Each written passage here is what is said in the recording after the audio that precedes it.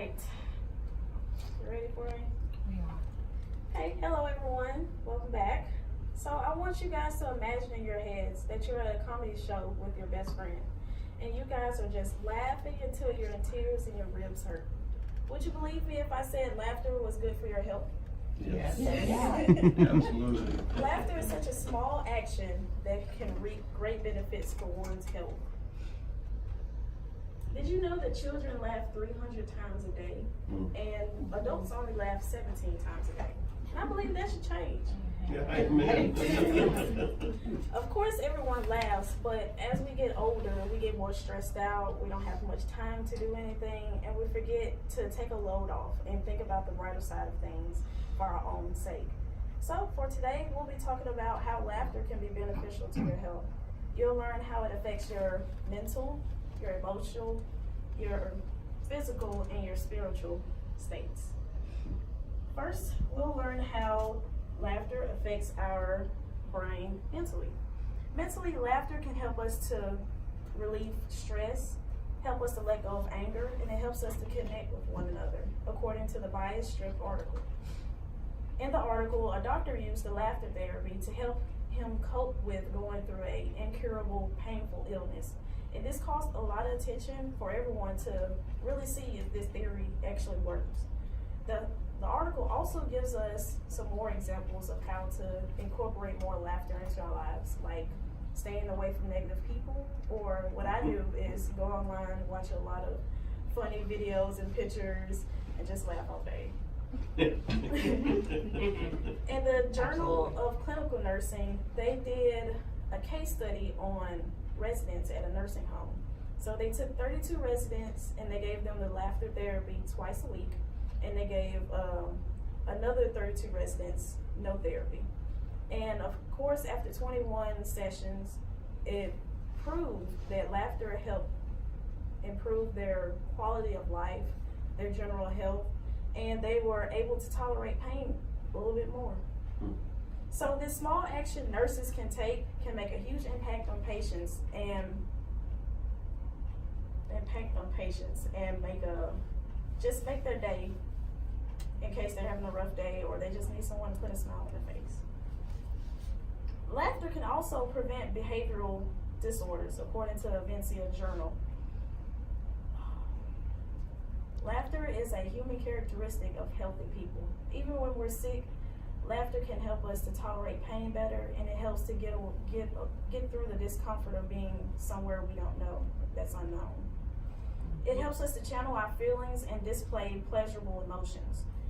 Also, laughter therapy can help cut down the financial burden of taking medications and the hospitalization of patients. Now, we should learn how laughter affects us physically. Physically, laughter can help improve our body in multiple ways, according to the Bias Strip article. What can it do? It can help lower our blood pressure. It can help strengthen our immune system. It helps us to relax. It helps us to tolerate pain better. It can even help prevent heart attacks. And what my favorite is considered an internal exercise. So 1 full minute of laughing equals 10 minutes on the rowing machine. 10 minutes of laughing equals 30 minutes of a workout of a full minute. So that's even better. This most definitely should be an encouragement for everyone to become active, especially if a simple thing like laughing can be a great start in the right direction. Cat videos. Let us begin laughter now. The article, "Laughter Can Be a Revolutionary Tool," states that it is a fact that laughing is contagious. Laughing releases endorphins that help us to relax. It helps us to reduce our stress, and it helps us to have a sense of being at peace. Of combining these effects to large groups is highly likely, and it's a win-win situation for everyone. See? And laughter can also affect our heart and blood vessels, according to the Laugh Online University. Laughter can help us to relax. Therefore, our blood vessels dilate, or they relax also, and it increases blood flow. It also can have long-term effects on your blood vessels to prevent them from hardening by our unhealthy choices or stress. Of course, people with heart problems, there is a risk for them, but as long as they're not over exaggerating or laughing for long periods of time, they should be fine. Last but not least, laughter can affect our souls on a spiritual level. In the Bible, God encourages us to laugh when the situation is right or the timing is appropriate. By quoting Psalms, the wicked plotted against the godly. They snarled at him in defiance. But the Lord, he just laughs, for he knows their day of judgment is coming.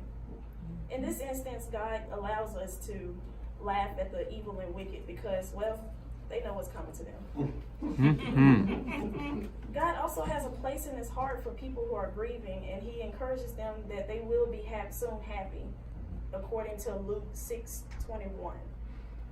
Blessed you who starve, for you will be satisfied, and blessed you who weep now, for you will laugh.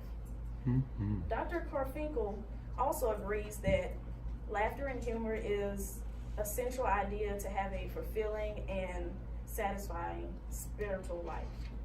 Great leaders and preachers and pastors, they know how to incorporate humor into their sermons because they also support the idea that these two ideas are one.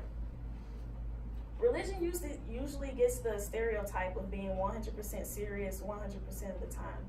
But now, as of today's time, that idea is changing for the better.